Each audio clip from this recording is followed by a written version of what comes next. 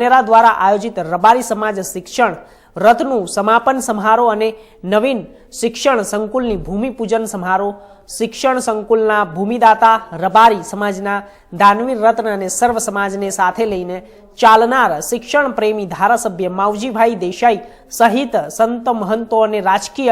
તેમજ सामाजिक આગેવાનોની विशेष उपस्थितिમાં संपन्न થયો। रबारी समाजना दानवीर रत्न सर्व समाजना नेता અને शिक्षण प्रेमी धारासभ्य मावजीभाई देसाईनी આગેવાનીમાં रबारी समाज प्रगति मंडल धानेरा आयोजित शिक्षण रथ धानेरा शहर तेमज तालुकाना